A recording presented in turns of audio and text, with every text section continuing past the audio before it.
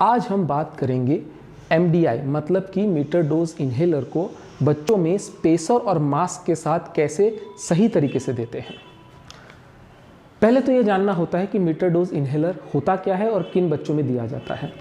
Metre dose inhaler और nebulisation machine, ये दोनों तरीके हैं बच्चों में दवाई को सीधे लंग्स में अप्लाई करना ताकि उसकी इफेक्ट इमीडिएट हो, तुरंत हो। मीटर डोज इन्हेलर और MDI ऐसे बच्चों में इस्तेमाल किया जाता है जिनको बार बार सर्दी खांसी हो। हमारी भाषा में उसको WARI मतलब वीज associated upper respiratory tract infection बोलते हैं। ब्रोंकाइटिस में भी इस्तेमाल होता है, अस्थमा वाले बच्चों में भी इस्तेमाल होता है और निमोनिया में भी कई बार इसका इस्तेमाल करना पड़ता है। आप पहले वीडियो देख लीजिए कि मीटर डोज इन्हेलर को स्पेसर और मास्क के साथ कैसे जोड़ा जाता है। देखिए, वीडियो आप देख चुके हैं तो आगे चलते हैं। यह है MDI मतलब कि मीटर डोज इन्हेलर। इसमें पहले से डोज डिसाइडेड होता है और एक पफ देने पर नापा हुआ एग्जैक्ट डोज ही जाता है। इसमें मार्किंग्स होते हैं, इसमें कितने डोज बचे हैं वो बताया हुआ होता है। अगर आप इसे पहली बार इस्तेमाल कर रहे हैं या बहुत टाइम से इस्तेमाल नहीं किया है तो पहले पफ को जाने देना होता है और हर बार इस्तेमाल करने से पहले उसको हिलाना होता है। मैं आपको करके दिखाता हूँ। पहला पफ मैंने जाने दिया। आप ऑलरेडी पहले देख चुके हैं कि इसको कैसे सेट करना है। अब मैं क्या करूँगा, मीटर डोज इन्हेलर को इसकी एक साइड पे लगाऊंगा। अब ये जो मास्क है इसको बच्चे के ऊपर लगाना है, ठीक है।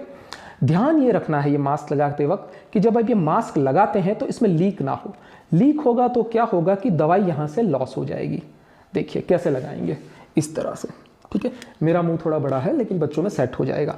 बच्चों में कैसे सेट होगा, ये नाक के ऊपर से यहाँ से जाएगा और ये दाढ़ी के नीचे से ऐसे आएगा, तो नाक भी पूरा इस सील में आ जाएगा और मुंह भी पूरा इस सील में आ जाएगा। समझ रहे हैं? मैं एक वीडियो दिखा देता हूँ इसके लिए आपको। अब मास्क क्यों लगाना है वो मैं आपको बताता हूँ। मेरे कुछ पेशेंट बोलते हैं कि मेरा बच्चा तो बड़ा है, वो बिना मास्क के ही सीधे ले लेगा, और मैंने ऐसे किसी पेशेंट को प्रिस्क्राइब भी किया है। लेकिन होता क्या है कि बच्चा जब बिना मास्क के लेता है और मुंह इसके ऊपर सीधा लगाता है तो वो जब प्रेस करते हैं और प्रेस के साथ बच्चे को लंबी सांस लेनी होती है, वो बच्चा लेता नहीं है और मुंह की जगह वो नाक से सांस लेता रहता है और दवाई सीधी मुंह में ही रह जाती है। इसलिए मैं मास्क को हमेशा प्रीफर करता हूँ। बहुत ही इंटेलिजेंट बच्चा हो, बहुत ही कोऑपरेटिव बच्चा हो और उसकी टेक्निक बहुत सही हो और बड़ा बच्चा हो तो मास्क की ज़रूरत नहीं है, लेकिन मैं हमेशा मास्क प्रीफर करता हूँ छोटे बच्चों में। अभी ये पूरी तरह से सेट हो गया। हाँ, अभी आपको बच्चे को यहाँ सेट करना है। कैसे सेट करना है मैं वीडियो में आपको दिखा चुका हूँ। अब बच्चा इधर है, अब मैंने यहाँ से दवाई डाली। अभी क्या होगा, दवाई इसी के अंदर है। अब बच्चे को सांस लेके इस दवा को अपने अंदर लेना है। अभी सांस मुंह से लेना है कि नाक से लेना है? सांस मुंह से लेना है। क्यों? क्योंकि मुंह सीधा है, मुंह का ओपनिंग बड़ा है तो दवाई सीधी लंग्स में चली जाएगी। नाक में क्या है, छोटा सा छेद है और नाक में बहुत टेढ़े मेढ़े रास्ते हैं तो दवाई नाक में ही रह जाने का चांसेस ज़्यादा है। तो बच्चे को थोड़ा मुंह खुला रख के मुंह से सांस लेनी है। सांस लंबी लंबी लेनी है, धीरे धीरे लेनी है, बहुत तेज तेज नहीं लेनी है। कम से कम 10 सांस तक राह देखिए।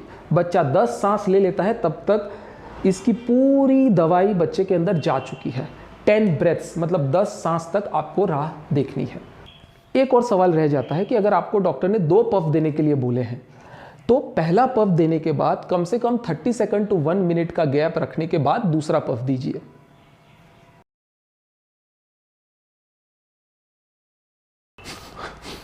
उसमें क्या हो रहा है, बच्चा अपना कंधा ज़्यादा उछाल रहा है, सांस बहुत अंदर तेज नहीं ले रहा है। इस तरह से दवा की डिलीवरी ठीक से नहीं होगी।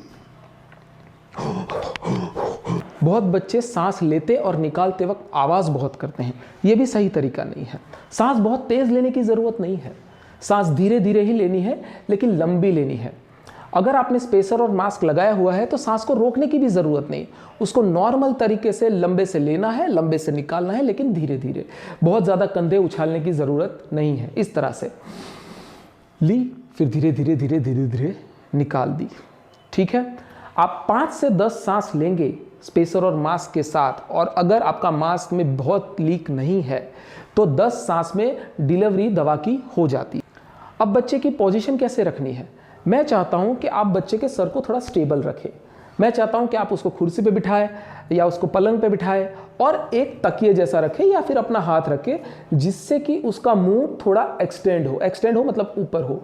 ऐसा क्यों करना है? क्योंकि हर चीज़ का तरीका होता है और हर चीज़ का फ़ायदा होता है। ऐसे करने से क्या होता है कि हमारी जो सांस की नली है वो सीधी रहती है और दवा की डिलीवरी अच्छे से होती है। तो नॉर्मल पोजीशन होती है थोड़ा एक्सटेंडेड मुंह और स्टेबल, पीछे से स्टेबल। कोई लोग क्या करते हैं कि बच्चे को रूम में खड़ा रख देते हैं और मास्क लगाते हैं और वो धक्का देते हैं मास्क का। धक्का देने से बच्चा पीछे पीछे जाता जाएगा। तो पीछे दीवार होनी चाहिए, बेड होना चाहिए, कुछ भी होना चाहिए। तो ये सर उसका बच्चे का स्टेबल होना चाहिए, ये बहुत ज़रूरी है। बहुत पेशेंटों में मैंने ये गलती होते देखी है, बच्चा पीछे पीछे चला जाता है और यहाँ से लीक हो जाता है, दवा की डिलीवरी ठीक से नहीं होती है। इसके फायदे क्या होते हैं? पहला फ़ायदा, ये सस्ता पड़ता है। यही ट्रीटमेंट अगर आप इलेक्ट्रिक मशीन से देने जाओगे तो एक दिन का खर्चा आपका लगभग 60 से 70 रुपीज़ तक आता है और वही काम आपका MDI विथ मास्क और मीटर डोज इनहेलर के द्वारा 10 रुपये के अंदर हो सकता है। तो जब लॉन्ग टर्म ट्रीटमेंट चलानी हो तो ये बहुत सस्ता पड़ता है और यही रेकमेंडेड है। दूसरा फ़ायदा, इसमें इलेक्ट्रिक साधन नहीं है, मतलब इसके बिगड़ने के चांसेस बहुत कम है। मशीन खुद भी बहुत सस्ता है, दवाई भी सस्ती है, ये लॉन्ग टर्म चलता है। आपने एक बार ले लिया तो आपको लगभग 1.5 से 2 महीना तक चलेगा। है कि आप किसी गाड़ी में जा रहे हो, इलेक्ट्रिसिटी नहीं है, आपको इलेक्ट्रिसिटी की भी ज़रूरत नहीं है, आप बिना इलेक्ट्रिसिटी के भी इसको अप्लाई कर सकते हैं। एक और फ़ायदा है, ये 10 ब्रेथ के अंदर ख़त्म हो जाता है, बहुत जल्दी दवा की डिलीवरी हो जाती है। तो कई बार क्या होता है, आप नेबुलाइजेशन मशीन से नेबुलाइजर दे रहे होते हो तो बच्चा 10 मिनट तक नेबुलाइजर लेके बोर हो जाता है, तो कई बार नहीं लेता है। तो मैंने कई बार देखा है कि ये मशीन से बच्चे बहुत खुश रहते हैं कि 10 सेकंड 15 सेकंड के अंदर उनका काम खत्म हो गया।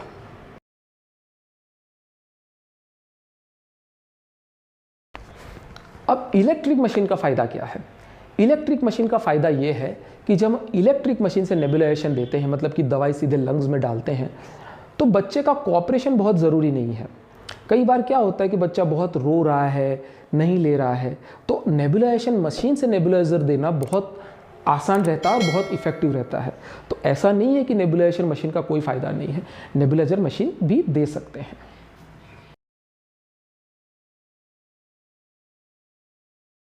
अभी हमारा सवाल यहीं आके अटक जाता है कि कौन सा इस्तेमाल करें, नेबुलाइजेशन मशीन इस्तेमाल करें या फिर meter dose inhaler with spacer in mask इस्तेमाल करें। तो मेरा इसमें क्या कहना है? मेरा कहना ये है कि अगर आपके बच्चे को लंबे ट्रीटमेंट की ज़रूरत है, ज़्यादा टाइम तक नेबुलाइजेशन देने की ज़रूरत है, दवाई देने की ज़रूरत है, तो meter dose inhaler with mask ही बेस्ट है और वही रेकमेंडेड भी है। दवा दोनों में सेम होती है, लेकिन लंबी ट्रीटमेंट के लिए जब इस्तेमाल करना हो तो meter dose inhaler with mask ही सबसे बेस्ट है। इलेक्ट्रिक मशीन कैसे कब इस्तेमाल करना है? अगर आपको शायद 1-2 दिन के लिए ही देना हो, बहुत लंबी ट्रीटमेंट की ज़रूरत ना हो और आप बड़ा कैनिस्टर खरीदना नहीं चाहते हैं मीटर डोज इनहेलर का, तो अगर 2-3 दिन के लिए ज़रूरत पड़ती है या फिर इमरजेंसी में ज़रूरत पड़ती है, एक आध बार ही देना है या फिर बच्चा बिल्कुल भी कोऑपरेटिव नहीं है, तब नेबुलाइजेशन मशीन का इस्तेमाल कर सकते हैं। इसमें आपके सारे कन्फ्यूज़न दूर हो गए कि इलेक्ट्रिक मशीन वाला नेबुलाइजेशन मशीन कब इस्तेमाल करना है और MDI विथ स्पेसर मास्क कब इस्तेमाल करना है। अगर आपके इसके बाद भी कोई सवाल है तो आप कमेंट करें, मैं जवाब देने की कोशिश करूँगा। Thank you very much.